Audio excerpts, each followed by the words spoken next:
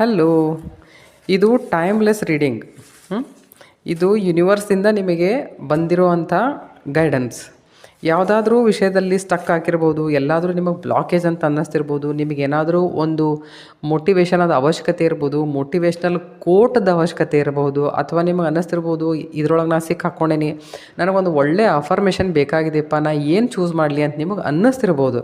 ಅದಕ್ಕೆ ಏನು ಮಾಡೈತಿ ಅಂದ್ರೆ ಯೂನಿವರ್ಸ್ ನಿಮಗೆ ಗೈಡ್ ಮಾಡೋ ಸಲುವಾಗಿ ಅಂತಂದು ಹೇಳಿ ಈ ವಿಡಿಯೋ ನಿಮ್ಮ ಮುಂದೆ ತೊಗೊಂಬಂದೈತಿ. ಓಕೆ, ನಾನು ಕಣ್ಣು ಮುಚ್ಕೊಂಡು 5 ಪೇಪರ್ಸ್ ಇದ್ರೊಳಗೆ ಚೂಸ್ ಮಾಡ್ತೇನೆ. ಅದರೊಳಗಿಂದ ನಿಮಗೆ ಯಾವ್ದು ಅಫರ್ಮೇಷನ್ ಸೂಟ್ ಆಗ್ತೈತೋ ನೀವು ಅದನ್ನು ನಿಮಗೆ ಏನಾದರೂ ನಿಮ್ಗೆ ಅಪ್ಲೈ ಮಾಡ್ಕೋಬೋದು. ಓಕೆ,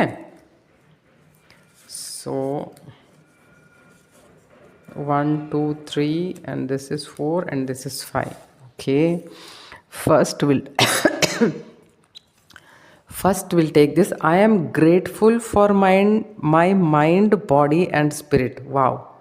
ಹೌದು, ಯಾವತ್ತಿದ್ರೂ ನಾವು ಬರೀ ಬೇರೆ ವಿಷಯಕ್ಕಷ್ಟೇ ಕೃತಜ್ಞತೆಯನ್ನು ಅರ್ಪಿಸ್ತಿರ್ತೇವೆ. ನಾವು ನಮ್ಮ ಶರೀರಕ್ಕೆ ಯಾವಾಗೂ ಕೃತಜ್ಞತೆಯನ್ನು ಅರ್ಪಿಸಂಗೇ ಇಲ್ಲ. ಇಷ್ಟೆಲ್ಲ ನಮಗೆ ಕೊಟ್ಟೈತಿ, ಊಟ ಮಾಡ್ತೇವೆ, ಅಡ್ಡಾಡ್ತೇವೆ, ಮತ್ತೊಬ್ರಿಗೆ ಭಾರ ಆಗಂಗಿಲ್ಲ, ಒಳ್ಳೆ ತಲೆ ಕೊಟ್ಟಾನ ದೇವ್ರ, ವಿಚಾರ ಮಾಡ್ತೇವೆ, ನಾವು ಇದ್ರ ಬದಲ ಲಕ್ಷ್ಯ ಇರಂಗಿಲ್ಲ.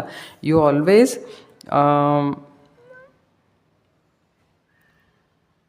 be grateful to your body also. Keep blooming. You are becoming something wonderful. See, every human being is wonderful. Every human being is wonderful. ಆದರೆ ಅದನ್ನು ನಾವು ಅರ್ಥ ಮಾಡ್ಕೋಬೇಕಷ್ಟೇ. Each and every soul is a wonderful soul.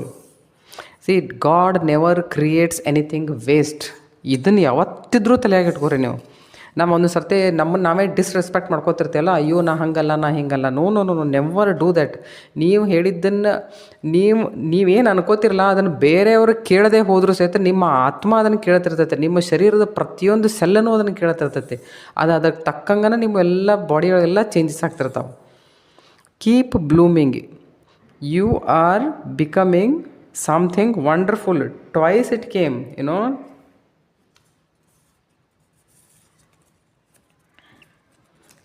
So,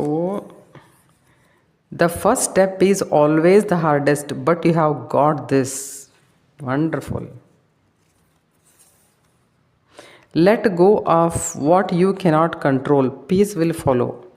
ನೋಡ್ರಿ, ಇಲ್ಲಿ ನಾವು you cannot change anybody. ವಿಷಯ, ವ್ಯಕ್ತಿ, ವಸ್ತು ನೀವು ಯಾವುದನ್ನು ಪೂರ್ತಿಯಾಗಿ ಎಂದೆಂದೂ ಚೇಂಜ್ ಮಾಡೋಕ್ಕೆ ಸಾಧ್ಯ ಇಲ್ಲ ಅಂತ ಯಾವತ್ತು ನೀವು ಈ ವಿಷಯ ಎಕ್ಸೆಪ್ಟ್ ಮಾಡ್ಕೋತಿರೋ, ಅದಕ್ಕೆ ನೀವು ಅದನ್ನು ಸಾಕ್ಷಿ ಭಾವದಿಂದ ಆಮೇಲೆ ನೀವು ಜಗತ್ತು ನೋಡೋಕೆ ಸ್ಟಾರ್ಟ್ ಮಾಡ್ತೀರಿ.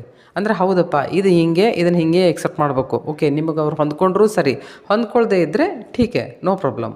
ಈ ಥರದ ಮಾನಸಿಕ ಪರಿಸ್ಥಿತಿ